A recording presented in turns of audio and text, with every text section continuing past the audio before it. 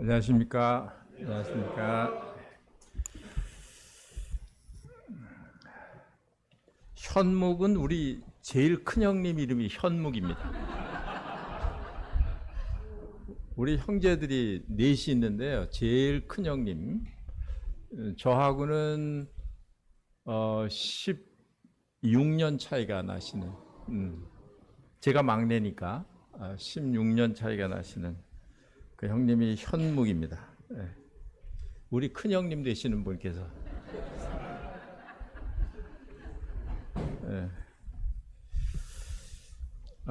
주님께서 또 은혜로 저를 우리 대전에 계신 우리 성도님들 이렇게 뵙고 교제할 수 있는 이런 기회를 주셔서 감사를 드리고, 또 여러분께서 또 저를 어리석은 저를 이렇게 초청해 주셔서 이렇게 교제하게 해 주셔서 감사를 드립니다.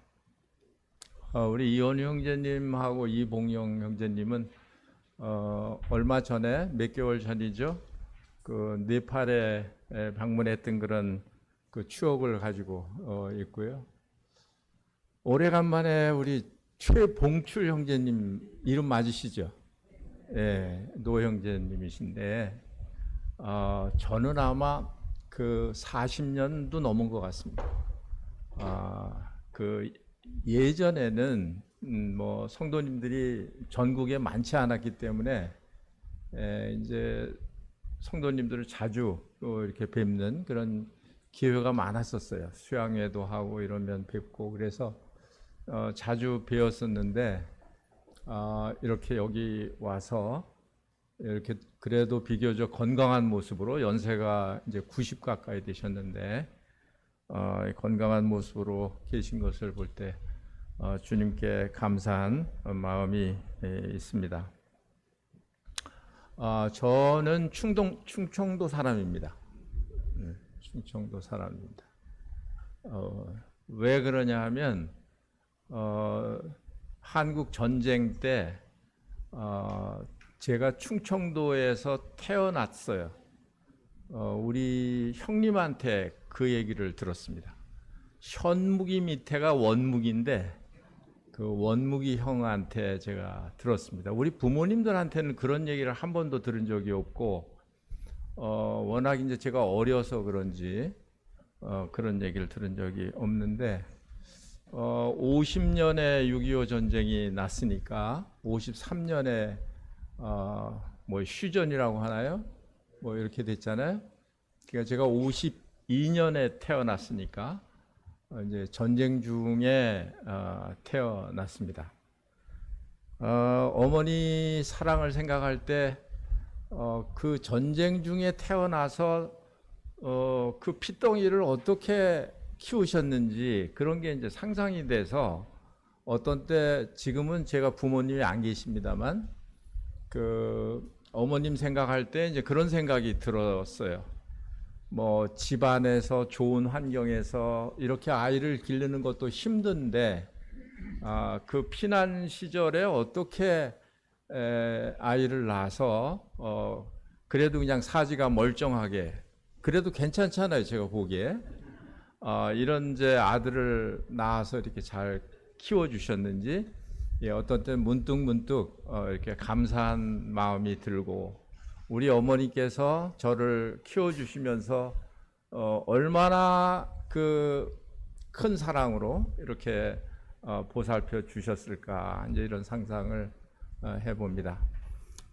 사실은 그거보다 더 큰 사랑은 우리 하나님 되시는 그리스도께서 우리 죄인들을 사랑하신 그런 사랑이죠.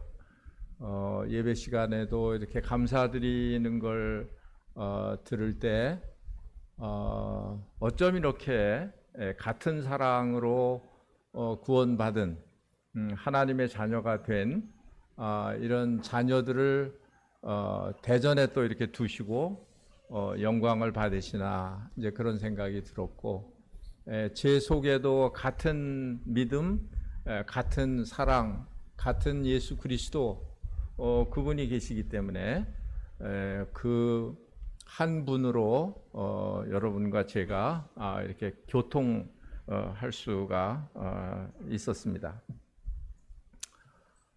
제가 충청도에서 태어났다고 말씀을 드렸는데 저는 충청도에 대한 기억은 하나도 없고요. 아마 부모님께서 나와서 강원도로 이제 가셔서 강원도 횡성이라는데 아마 정착을 하셔가지고 거기에서 거주를 하셨습니다. 그래서 어렸을 때 초등학교 때부터 그 강원도에서 학교 다니고 이랬던 그런 사람입니다. 사도 바울이 그 말씀을 전할 때 종종 그 간증을 많이 하시더라고요. 나는 뭐 길리기아 다소에서 태어났고 뭐 어떻게 됐고 뭐 이런 이제 것들이 성경에 이렇게 기록이 돼 있습니다. 그래서 저도 기도하다가 어떤 말씀을 드렸으면 좋을까 이제 그런 기도를 하다가 주님께서 저의 생애 가운데 하신 그런 일을 간증하는 게 좋겠다 이런 생각이 들었습니다. 그래서 그것을 좀 간증하려고 하고 오후 시간에 또 1시간이 있으니까 이제 주님이 인도하시는 대로 또 다른 말씀을 하도록 그렇게 하겠습니다. 저는 이제 그 자라나기를 산골짜기, 그 강원도 산골짜기에서 컸습니다. 진짜 촌 사람이라고 하는 것보다 촌놈 그래야 되죠. 이제 그런 아주 시골 그야말로 산속이라고 말해야 되죠. 그런 시골에서 자랐습니다. 어렸을 때 자라면서 사람들이 2층 집 얘기를 하는데 그게 상상이 안 갔어요. 왜냐하면 제가 2층 집을 본 적이 한 번도 없기 때문에. 또 바다 얘기를 하는데 바다가 어떻게 생겼는지 저는 잘 생각이 안 났어요. 왜냐하면 이렇게 얼마 정도 클 때까지 바다를 한 번도 본 적이 없기 때문에 그렇습니다. 산에서만 살았기 때문에 그런 이제 촌 사람인데 또 서울로 하나님께서 나를 이렇게 인도하셨어요. 사실은 이제 그 초등학교 다닐 때부터 장로교회에 출석을 했습니다. 집 옆에 장로교회가 있어서 거기에 출석을 했고 우리 어머니께서 먼저 교회에 나가셨고 저도 함께 나가고 우리 아까 그 현묵이 형은 지금 목사님입니다. 목사님. 그 미국에 지금 계신데 목사님이세요. 이제 교회 어렸을 때부터 그렇게 나갔습니다. 그러다가 이제 서울에 와서 또 이 고려파 아주 보수적인 그런 고려파인데 그 고려파의 교회를 나가게 됐습니다. 거기서는 일반 장로교회는 좀 낮춰보는 정도로 그렇게 아주 말씀 중심이라고 하고 그런 아주 그 아주 보수적인 주일날 사고 파는 걸 못하게 했습니다. 성수 주일 한다고 해가지고 그 어떤 아마 성도님이 목사님한테 주일날 뭘 사가지고 이렇게 드리려고 가져왔는가 봐요. 그 목사님이 그 자리에서 사가지고 온 것을 그냥 땅에다가 그냥 엎어버릴 정도로 그런 얘기를 들었습니다. 그럴 정도로 그 아주 보수적인 그런 데서 자랐습니다. 그래서 저도 이제 그런 영향을 많이 받았습니다. 그러면서도 이제 보수적으로 자랐기 때문에 어떻게 하면 내가 하나님을 위해서 살까? 이런 이게 제 마음에 그냥 제일 큰 그 소원이었기 때문에 그래서 내가 이제 신학을 해서 목사가 돼서 이렇게 하나님을 섬기면 하나님이 제일 기뻐하실 거라는 생각을 했습니다. 어렸을 때부터 사람들이 교회 나가면 사람들이 너는 목사감이다 이런 얘기를 많이 했습니다. 뭐 그런 영향이 있었는지도 모르겠습니다만은 그래서 이제 목사가 돼서 이렇게 하나님을 잘 섬겨야겠다 이제 이런 생각을 가지게 됐고 이제 신학을 하게 되고 그러니까 거기는 그 목사님들이 말씀을 너무 많이 이렇게 묵상을 하고 가르쳐요. 말씀을 하시면 뭐 1시간, 2시간 뭐 시간이 없어요. 그냥 길게 해도 뭐 지루하다는 사람도 없고 그렇게 다 그냥 훈련이 돼 있어서 네팔 사람들 같은가 봐요. 네팔에 갔더니 진짜 그렇더라고요. 뭐 계속 해도 몇 시간씩 해도 뭐 지루하거나 이런 사람이 별로 없는 것 같고 말씀을 사모하고 이러는데 이제 그럴 정도로 이제 그 말씀을 중요하게 생각하는 그런 데서 제가 자라게 되었습니다. 그러니까 여러 뭐 그 말씀들을 많이 들었겠죠. 구원에 대한 거, 뭐 이런 죄사함에 대한 거, 거듭나는 뭐 그런 문제들, 뭐 이런 문제들에 대해서 많이 공부를 하고 이제 많이 들었어요. 그런데 이제 제 마음 속에는 어떤 의문이 있었느냐 하면 거듭난다는 게 도대체 뭔가 이게 교리적으로 이론적으로는 알겠는데 뭐 위로부터 태어났다 뭐 하나님의 자녀로 태어나는 것이다 뭐 이런 이론적으로 알겠는데 거듭나는 게 진짜 뭔가 그런 경험을 좀 해봤으면 좋겠다. 네, 이런 생각을 가지고 있었고 또 이제 뭐 죄 사함을 받았다. 뭐 어떤 분들이 죄 사함 받았다고 이렇게 아주 기뻐하고 이런 이야기를 그런 이제 간증들도 듣고 이야기도 듣고 이렇게 했는데 저는 그런 마음이 잘 안 드는 거예요. 왜냐하면 지금도 잘못을 하고 있으니까 그런 데 대한 이제 마음에 내가 진짜 죄 사함을 다 받았다 이런 확신이 마음에 없는 겁니다. 이제 그런 의문을 계속 가지고 있었는데 이제 그때 이제 군대를 가게 됐어요. 군대를 가니까 이제 뭐 신앙을 하다 오고 이랬으니까 이제 군종과에서 저를 이제 이렇게 착출을 해가지고 군인 교회에서 이제 군인 생활을 하게 됐습니다. 근데 거기에 마침 이제 우리 여기 모임에서 온 그런 형제가 한 사람이 있었는데 이 사람이 이제 그 마침 요한복음 3장을 펴놓고 거듭나는 문제에 대해서 얘기를 하는 거예요. 그러니까 저는 사실은 뭐 이 거듭나는 게 어떤 거고 이런 걸 이제 다 배워서 알기 때문에 좀 속으로는 이 사람이 좀 가소롭다, 뭘 안다고 이렇게 거듭나는 얘기를 하는지. 그래서 이제 한번 이제 앉아서 토론을 한번 해보자, 얘기해보자. 그래서 이제 요한복음 3장을 펴놓고 이제 토론을 했습니다. 누가 토론에 이겼을까요? 여러분들은 제 편을 드셔야 되잖아요. 제가 이겼어요. 말을 못 하더라고요. 나중에 막 내가 막 따지니까 말을 못 해요.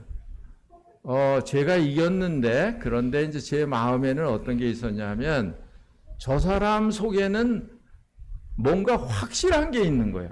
그런데 저는 그게 없어요. 말싸움에서는 이겼는데 제 속에는 그런 시원한 그런 확신이 없는 거예요. 그래서 이제 왜 그런 건가, 이게 왜 그런 건가, 이런 이제 의문을 가지고 이렇게 이제 군대 생활을 하게 됐죠. 그때 이제 우리 대대에 조그마한 그런 예배당이 하나 있었고 거기 교회가 있었어요. 제가 이제 대대 군종이었기 때문에 이제 거기에서 뭐 수요일 날 뭐 이렇게 설교를 계속 해야 됐었습니다. 그래서 한 수요일 날 이제 군인들이 가득 앉아 있는데 설교를 하기 시작을 했어요. 제목이 뭐냐면 천국 가는 방법. 지도 잘 모르면서 이제 천국 가는 방법 왜 그렇게 했냐 하면 뭐 좋은 얘기는 뭐 부대에 또 정훈관이 있고 뭐 이러니까 그런 이제 좋은 교육은 다 할 테고 내가 하나님 말씀을 가지고 하는데 그래도 천국 가는 방법은 그래도 알려줘야 되지 않냐, 이런 생각에서 이제 그 제목을 그렇게 하고 뭐 전도지 여기저기에서 뽑아가지고 설교 준비를 해가지고 이제 설교를 시작을 했습니다. 한참 천국 가는 방법에 대해서 설명을 하는데 제가 로마서 10장 9절 말씀을 어느 전도지에서 뽑아가지고 거기 이렇게 인용을 하려고 해놨는데 그걸 이제 인용을 하는 거예요. 그러면서 그 얘기를 하면서 내가 만일 내 입으로 예수를 주로 시인하고 그를 죽은 자 가운데 살리신 것을 내 마음에 믿으면 구원을 얻으리니, 이 말씀을 하는데 그 내가 이야기를 하면서 이렇게 믿으면 구원을 받는다. 이제 전에도 물론 뭐 이거는 수없이 들어온 말씀인데 내가 이야기를 하면서 그게 제 마음 속에 이렇게 들어오게 된 거예요. 그래서 이제 막 이제 설교를 다 끝마치고 이제 사람들을 다 이제 보내놓고 책상에 앉아서 생각을 했습니다.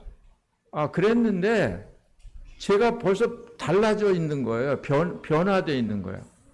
그래서 막 전에 알고 있던 성경 규절이 막 생각이 나요. 영접하는 자, 곧 그 이름을 믿는 자들에게는 하나님의 자녀가 되는 권세를 주셨으니, 내가 이제 하나님의 자녀가 됐구나. 또 빌립보서 3장 20절에 오직 우리의 시민권은 하늘에 있는지라. 내가 이제 비로소 천국 가게 됐네. 하늘나라 사람이 됐구나. 또 뭐 찬송가 또 그냥 생각이 막 나는 거예요. 울어도 못하네. 제가 그 죄를 어떻게 하면 해결할까 싶어가지고 그땐 그 삼각산에 기도원이 있었습니다. 그래서 보따리 싸가지고 삼각산에 가가지고 이 소나무를 붙들고 막 그 죄를 어떻게 하면 내가 좀 깨끗하게 할 수 있느냐고 막 부르짖으면서 그런 때가 있었기 때문에 이 죄에 대한 것도 이제 그러면서 그런 찬송가가 생각이 나는 거예요. 울어도 못하네, 눈물 많이 흘려도 겁을 없게 못하고 죄를 씻지 못하니 울어도 못하네. 이게 이제 진짜 이해가 되는 거예요. 그러다가 2절, 3절 힘써도 못하네. 마지막 절에는 믿으면 하겠네. 이제 이런 이제 찬송가들이나 이런 게 생각이 나면서 이제 그 말씀들이 저를 이렇게 막 이렇게 생각나게 하고 증거를 해주는 이제 그런 경험을 하게 됐습니다. 그리고 나서 그 모임에서 온 그 형제하고 이야기를 했는데 제가 자존심이 있기 때문에 나 이제 그때 깨달았다 이런 얘기를 안 나오더라고요. 못 하겠어요. 그래서 막 이야기를 이제 하면서 이제 근데 긍정적으로 제가 막 이야기를 하니까 그 형제가 이 사람은 완전히 바늘로 찔러도 안 들어갈 사람 같이 보였는데 좀 변한 거예요. 변하게 이제 보였던가 봐요. 그러면서 이제 나중에 이제 또 교제가 이렇게 돼서 또 이제 형제로 이렇게 교제가 이루어지고 부대에서 이제 그때부터 같이 복음을 전하기 시작을 한 거예요.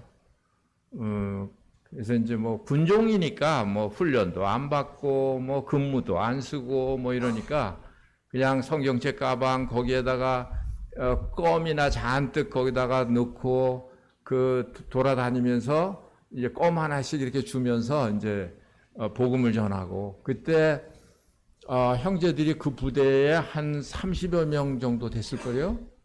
그 형제들이 제대해가지고 지금 모임에 여러 군데에서 이제 사역을 하고 있습니다. 박건신 형님도 그 중에 한 분이고, 그분은 나보다 이제 좀 선배이긴 하지만, 그래서 그분도 그렇고, 여러 그 형제들이 모임에서 사역을 하고 있습니다. 그러다가 이제 제대를 하고, 불광동 교회에 이제 가게 됐습니다. 저는 처음부터 모임에 나간 건 아니에요.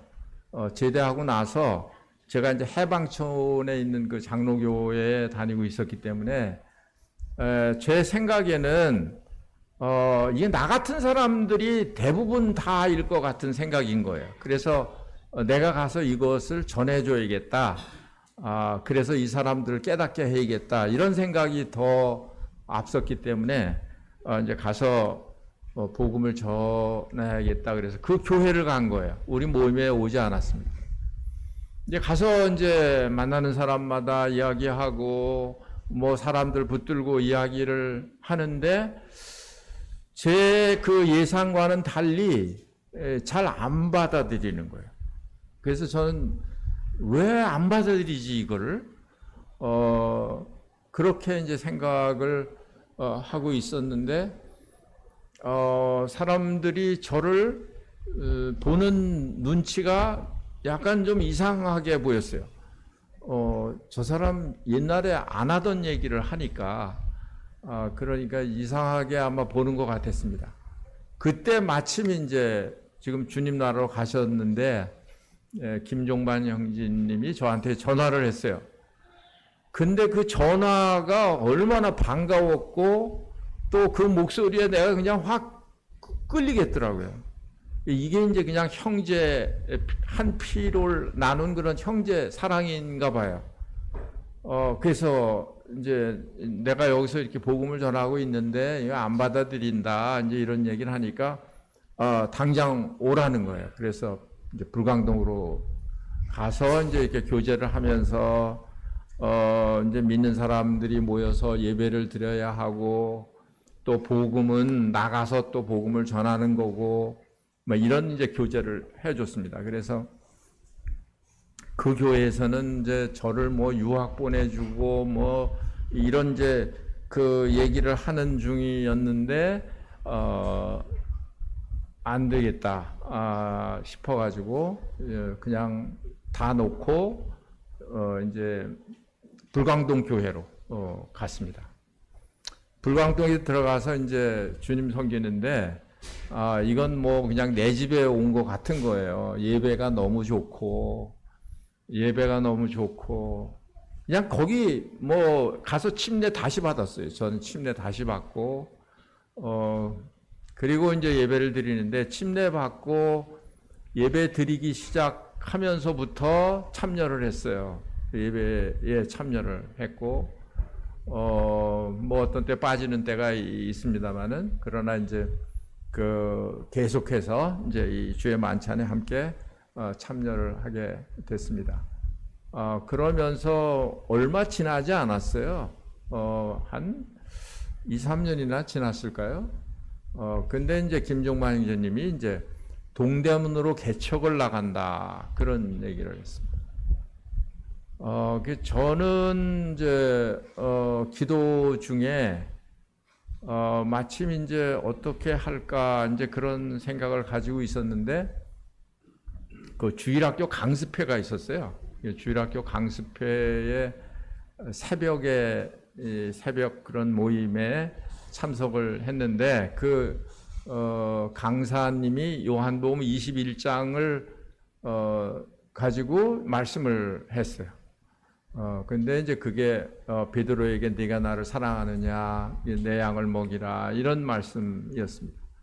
근데 그 말씀이 이제 개척을 놓고 기도를 할 때 그 말씀이 저에게 하시는 말씀처럼 그렇게 들렸습니다. 그래서 이제 그런 이제 인도하심을 받고 동대문 교회가 개척이 돼서 나올 때 나도 가겠다 그랬어요. 그랬더니 이제 그 불광동 교회 형제님들이 아무 대책도 없이 이렇게 나가면 어떡하냐, 어떻게 먹고 사는 건 어떻게 먹고 살려고 그러냐, 이러면서 이제 좀 말리는 얘기를 했어요. 그래서 저는 이제 주님의 음성으로 분명히 받았기 때문에 걱정하지 마십시오. 불광동 교회에서 저를 하나도 안 도와줘도 제가 아무렇지도 않습니다. 괜찮습니다. 나를 부르신 분은 하나님이시기 때문에 하나님이 책임지실 겁니다. 지금 같으면 그 믿음이 없을 것 같아요. 근데 그때는 아주 담대했어요. 진짜 뭐 죽으면 죽으리라요. 뭐 하나님이 진짜 먹여 살리시지 않으면 뭐 안 되는 그런 이제 믿음이었어요. 그래서 이제 동대문 교회로 나오게 됐습니다. 예, 거기서 이제 일을 하는데 주님이 영혼들을 이제 많이 보내주시고 또 이제 우리 김종만 형님이 전도 은사가 있기 때문에 뭐 전도 집회를 그때는 뭐 핑계만 있으면 전도 집회, 뭐 1년에도 몇 번씩 전도 집회를 하고 그렇게 이제 동역을 해서 성도들이 한 100여 명 넘게 그렇게 이제 처음에 지하실에서 시작을 했는데 그렇게 이제 불키 시작을 했습니다. 그러면서 이제 김종만 형제님이 또 개척을 나가시게 되고 그래서 이제 같이 동역을 하다가 이제 또 제가 일을 하게 되고 뭐 이렇게 이제 됐습니다. 그러면서 뭐 30살에 전임 사역을 하기 위해서 30살에 나왔으니까 사실 뭘 알겠습니까?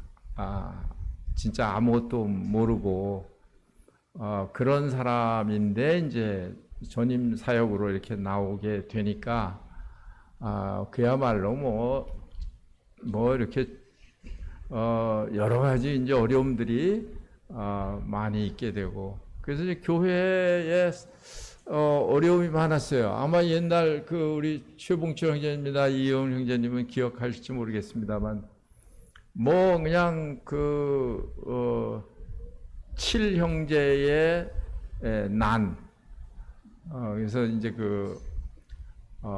말하자면 구데타가 일어나기도 하고요. 그런 이제 그 어려움들을 많이 겪었어요. 많이 겪었는데 그래서 너무 힘들었습니다. 사역하는 게 참 너무 힘들다.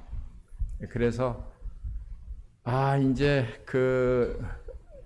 나는 이제 미국으로 가야겠다. 그래서 좀 경험도 쌓고 견문도 넓히고 그래서 이제 미국으로 가야겠다. 이제 이런 생각을 가지고 있었습니다. 그래서 미국에 계신 박 형님을 이제 오시라고 했어요. 초청을 해서 오셔서 일을 하게 하고 그리고 나는 이제 미국으로 가야겠다. 이런 생각을 하고 오시게 했는데 그러다 보니까 또 금방 못 가게 되고 몇 년을 같이 일을 하게 됐습니다. 일을 하면서 이제 도저히 안 되겠어요.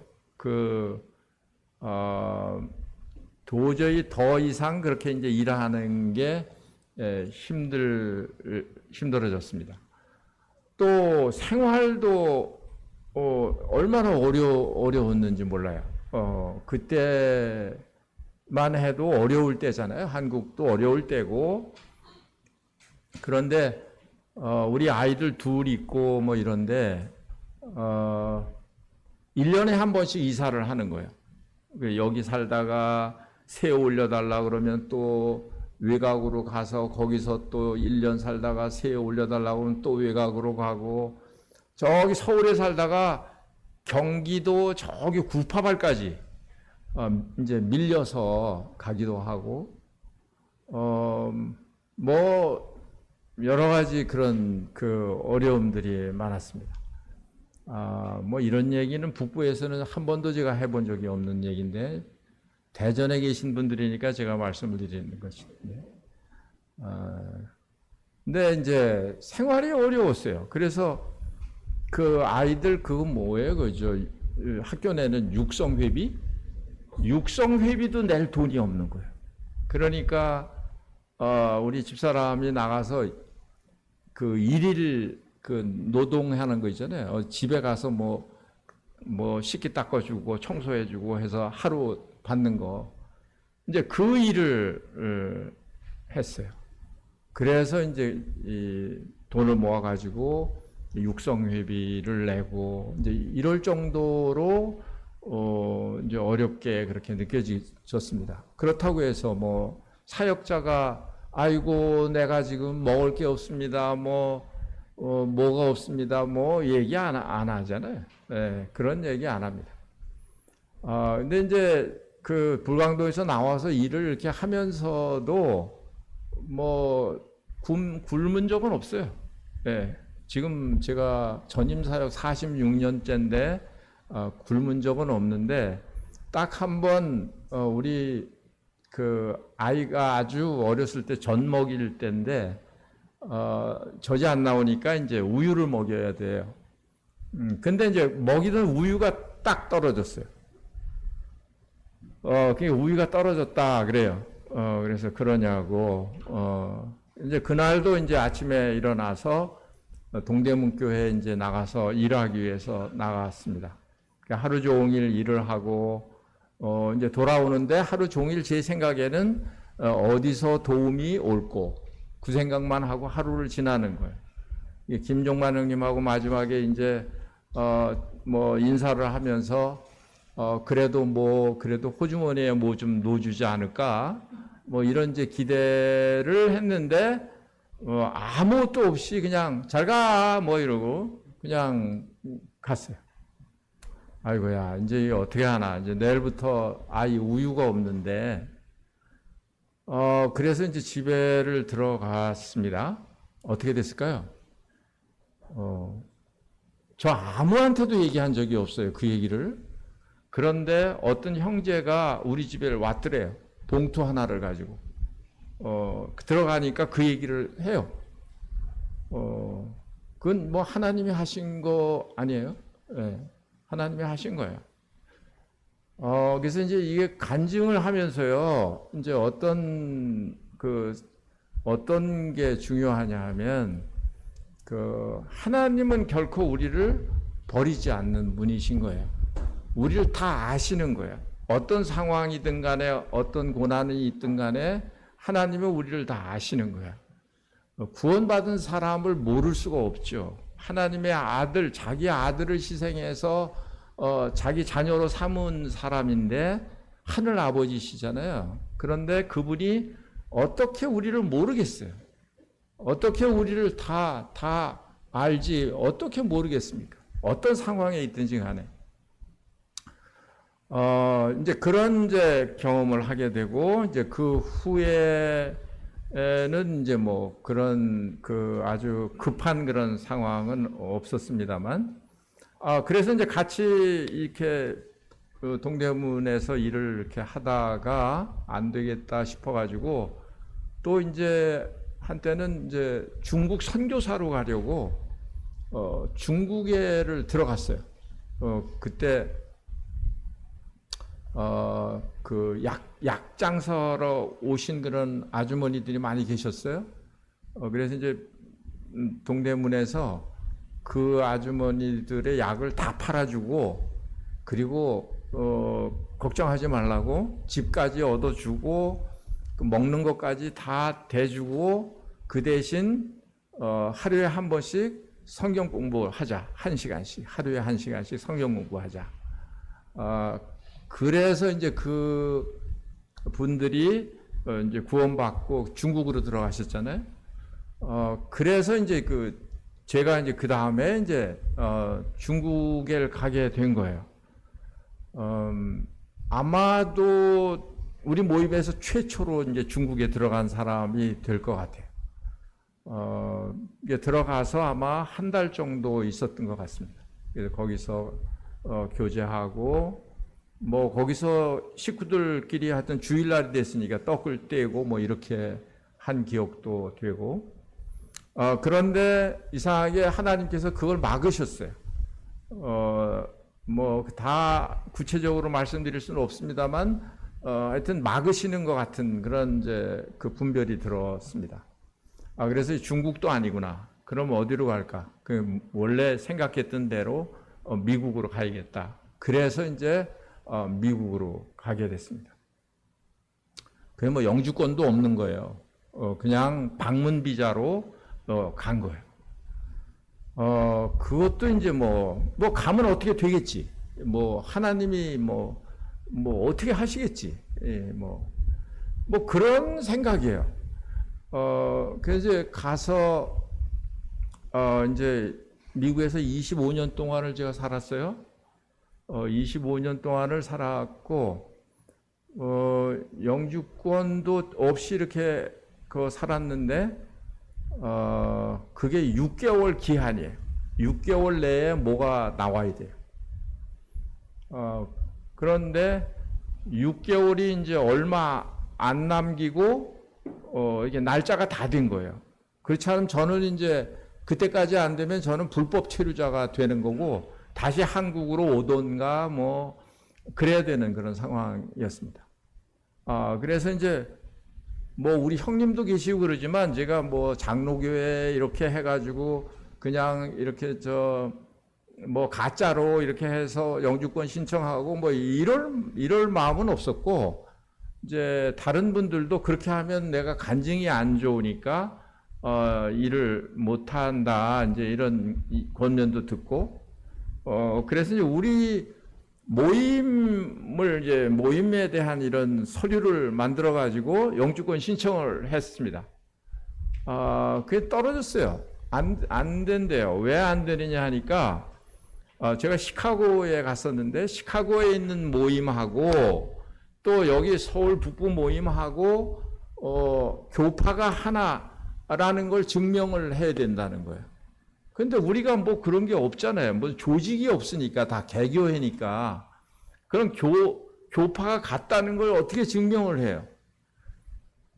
그래서 이제 낙심을 하고 있는데 뉴욕에 있는 모임에서 이제 저를 초대를 해서 집회를 이제 갖게 했는데 집회를 하기 위해서 뉴욕에 모임에 갔는데 마침 거기에 누가 계셨느냐 하면 그 한국에 오셔서 말씀도 모시고 했던 할아버지 바페스 형제님이라는 분이 거기 나타났어요. 원래 거기 사는 분이 아니에요. 그런데 이제 거기에 친구가 있어서 모임 방문 겸 이렇게 오셔서 저를 만나더니 이제 엄청 반가워하셨어요. 왜냐하면 그분을 모시고 뭐 섬에 캠프하고 이럴 때 이렇게 이제 모시고 다니고 안내를 해드리고 이런 적이 있어서 저를 보고 굉장히 반가워하셨어요. 그래서 제 사정을 이렇게 듣고 뭐 도와줄 게 없냐 그렇게 물었어요. 그래서 지금 사정이 이런데 이게 교파가 같다는 걸 증명을 못해서 지금 이런 상황이다. 이야기를 하니까 그러면 이제 자기가 그 CMML이라는 그 선교 단체가 있는데 CMML에 그 친구가 있는데 그 친구한테 한번 부탁을 해보겠다 그래요. 그래서 저는 뭐 크게 기대는 안 했지만 하여튼 고맙습니다. 그리고 기다리고 있었는데 편지가 한 장 왔습니다. 그게 뭐냐 하면 CMML에서 그 시카고에 있는 모임하고 서울 북부에 있는 모임하고 같은 교파다, 같은 교회다 하는 것을 이게 증명해주는 그런 이제 편지예요. 그러면서 뭐 나를 오랫동안 뭐 이렇게 알았고 뭐 저에 대한 이런 이제 그 신용 뭐 이런 것도 이제 거기다가 다 이제 쓰시고 그래서 그걸 이제 신청하는데 갔다가 첨부해서 올렸어요. 그랬더니 어떻게 됐을까요? 아마 그 6개월 딱 마지막 며칠 앞두고 그걸 패티션이라고 하는데 그게 이제 떨어진 거예요. 영주권 허락이 떨어진 거예요. 그래서 이제 또 미국에 살 수 있게 그렇게 되었습니다. 간증할 게 아직 반도 못했는데, 그 미국에서 뭐 여러 가지 제가 일도 하고 우리 집사람도 일하고 우리 집사람은 이제 바느질 하는 일을 할 줄 알아요. 한국에서부터. 그래서 거기 가서 그 바느질 수선하는 거.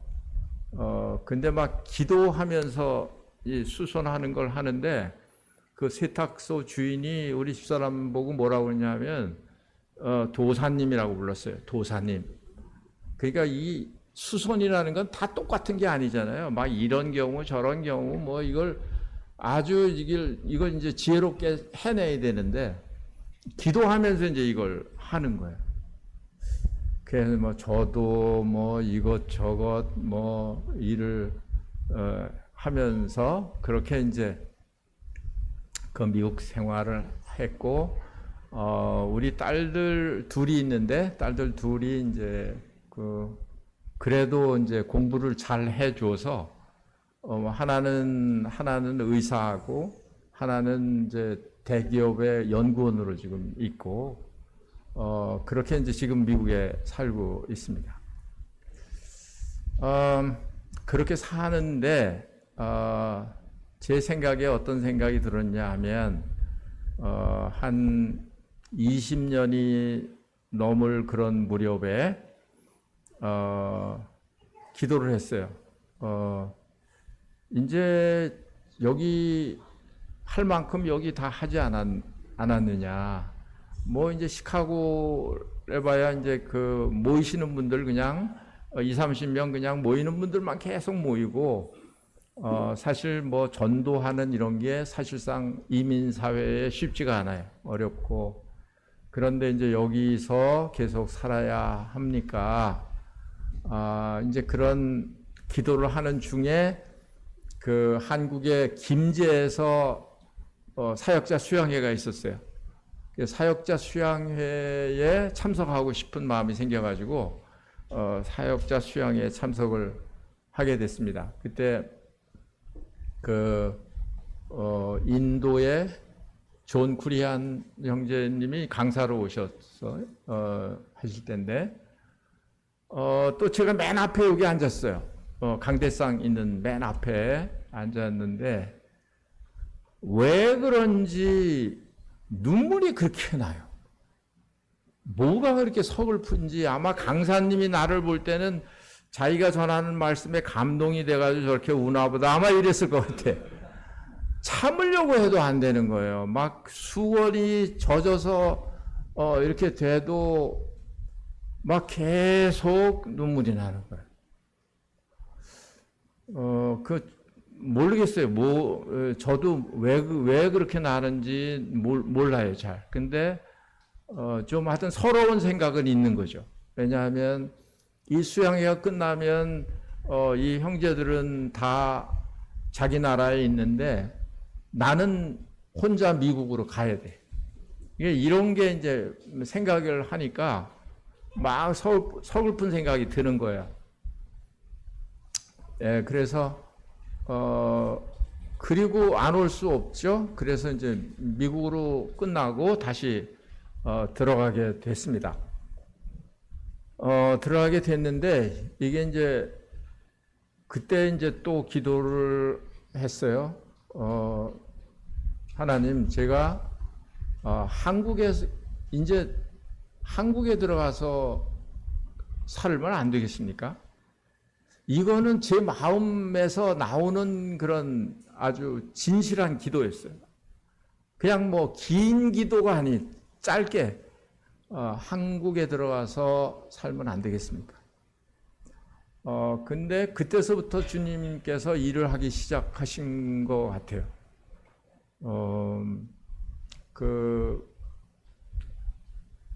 송파에 아주 방 2개짜리 조그만 그런 서민 아파트가 있었는데 그걸 이제 그냥 놔두고 갔어요. 언젠가는 제가 돌아올 것 같은 생각이 들어서 근데 그게 뭐 아무 움직임이 없는 그런 이제 아파트였는데 어느 날 그게 이제 재건축을 한다. 이렇게 이제 시작을 하게 됐습니다. 재건축을 시작을 하게 됐고, 그래서 나중에는 재건축이 다 돼가지고, 제가, 한국에 와서 들어와서 살아야 되는 그런 이제 그게 중요한 일이 됐어요. 왜냐하면 그걸 그냥 팔면 제가 한국에 살지 않았기 때문에 뭐 양도세라고 하나요? 그게 막 뭐 엄청나게 많이 물어야 하기 때문에 제가 남는 게 별로 없는 거죠. 그러니까 한국에 와서 들어와 살아야 된다. 이렇게 이제 그 법이 그렇게 돼 있는 거예요. 그러고 있는데 이제 정읍에 여기 정읍 형제님 와 계신데 정읍에 이창환 형제님이 시카고에 오셨어요. 그래서 제가 그 얘기를 하니까 그러면 저 정읍에 와서 살으십시오 그랬어요. 정읍에 이 전세 얻어놓은 게 있는데 거기에 뭐 냉장고도 있고 거기 김치도 있고 쌀도 있고 뭐 다 있으니까 그냥 옷까지만 가지고 가면 거기 된다고. 진짜 그러냐 그랬더니 진짜 그렇대요. 그래서 진짜 옷까지만 싸가지고 정읍으로 가게 된 거예요. 거기서 5개월 반을 살았습니다. 그런데 5개월 반 사는 동안에 또 이 부동산 법이 또 바뀌었어요. 어떻게 바뀌었냐 하면 한국에서만 살면 되는 게 아니고 그 집에 들어가서 2년을 살아야 된다. 이렇게 또 바뀐 거예요. 그러니까 어쩔 수 없이 제가 이제 집에 들어가 살려면 서울에 올라와야 되니까 서울로 올라온 거예요. 이제 그렇게 해서 서울로 올라가게 되니까 제가 어느 교회를 나가게 되겠습니까? 북부에 나가겠지. 내 교회니까 거기 있는데 제가 서대문에 나갈 수 있는 게 아니잖아요. 어디 다른 데 갈 수 있는 게 아니잖아요. 그래서 이제 북부에를 나가게 됐어요. 제가 지금 이제 북부에서 일하게 된 건데 제 생각에 요만큼도 그야말로 북부에서 제가 일을 한다 일도 생각이 없었어요. 오히려 박형님이 그런 얘기를 하신 적이 있지만 저는 그걸 원치 않아서 사실은 정읍으로 내려간 거거든요. 그렇게 안 하려고. 그런데 이제 북부를 나가게 된 거죠.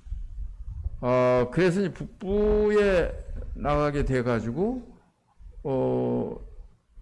있다 보니까 말씀도 보시오 그래서 이제 말씀도 보고 이렇게 했더니 이제 당신이 여기 일을 해야 된다는 거예요. 박형님은 이제 연세가 드셔서 이제 은퇴를 하셔야 하니까 내가 일을 해야 된다.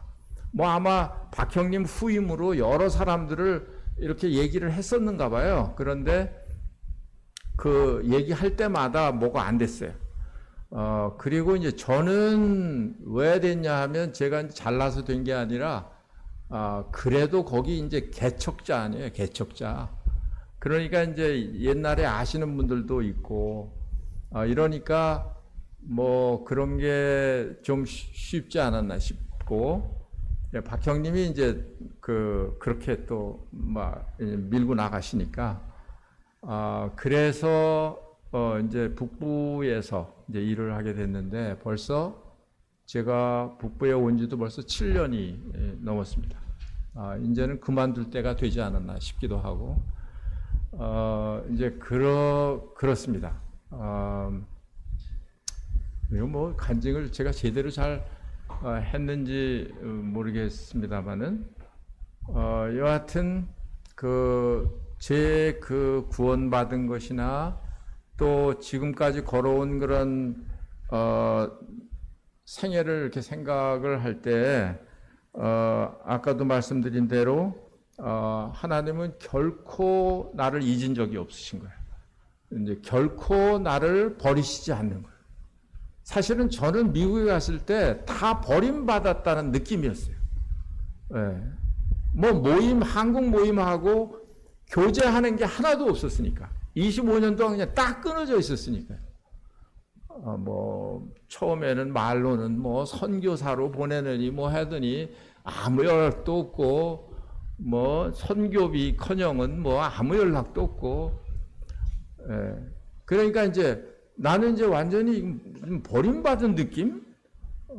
그런 이제 느낌이었습니다. 그런데, 하나님께서 하시는 일이 이제 놀랍다 하는 그런 생각을 해요. 히브리서 13장 5절 말씀을 한번 펴보시면 좋을 것 같습니다. 40분까지 해도 된다고 그래서 40분까지 딱 끝나려고 합니다. 13장 5절 같이 한번 읽으면 좋겠습니다. 13장 5절 시작. 다시 시작. 돈을 사랑하지 말고 있는 바를 족한 줄로 알라. 내가 결코 너희를 버리지 아니하고 너희를 떠나지 아니하리라. 여기 결코 너희를 버리지 아니하고, 이 원어에는 거기에 결코라는 말이 하나 더 들어가 있어요. 우메라는 말이 결코 너희를 떠나지 않는다. 절대로 어떻게 하지 않겠다. 그런 아주 헬라에서는 강한 그런 부정하는 그런 단어로 쓰였습니다. 결코 너희를 버리지 않는다. 어떤 상황에서도 결코 우리를 버리지 않습니다. 한 구절만 더 찾아볼게요. 이사야서 49장 15절. 이사야서 49장 15절입니다.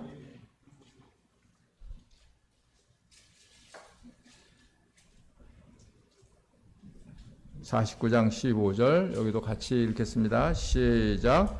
여인이 어찌 그 정먹는 자식을 잃겠으며 자기 태에서 낳은 아들을 긍휼히 여기지 않겠느냐. 그들은 혹시 잊을지라도 나는 너를 잊지 아니할 것이라. 어미가 어떻게 젖 먹는 자식을 잊겠습니까? 그런데 혹 가다가 있는 사람도 있어요. 사람은 어제 어떤 그 탈북자에게 간증을 들었는데, 그 탈북자가 그 부모님 밑에 세 자녀가 있었는데, 그 아버지가 세 자녀와 엄마를 버리고 그냥 집을 나가버렸어요. 그런데다가 방송을 들으니까 한국 사람들이 하나님 아버지 하는데 그게 아주 싫은 거예요. 그게 이해가 안 되는 거예요. 왜냐하면 아버지에 대한 그 거부 반응, 아버지에 대한 그런 트라우마가 있으니까 이제 그런 하나님 아버지를 받아들이는 게 이제 그렇게 어려웠다, 이제 그런 간증을 들었습니다. 보통 일반적으로는 그렇지 않죠. 엄마의 그 자식에 대한 그런 그 사랑은 그건 뭘로 비교할 수가 없을 만큼 그런 진한 그런 사랑인데, 여인이 자식을 잊을지라도 나는 너희를 잊지 않는다. 어머니 여인, 그 여인은 나를 하나부터 열까지 다 도와주기 어려워요. 그렇죠. 도와줄 힘이 없으면 못 도와주는 거죠. 그런데 하나님은 그런 분이 아니시잖아요. 어떤 상황에서든지 어떤 경우에서든지 우리를 도우실 수 있는 그런 분이시기 때문에 나는 너희를 잊지 않는다. 여러분들 스스로 작다고 여기시지 않기를 바라요. 스스로 자기를 과소평가하지 않기를 바랍니다. 여러분과 저는 그 하나님의 자녀예요. 하나님이 결코 잊을 수 없는 그런 하나님의 자녀입니다. 오전 시간 간증을 여기서 마치도록 하겠습니다. 감사합니다.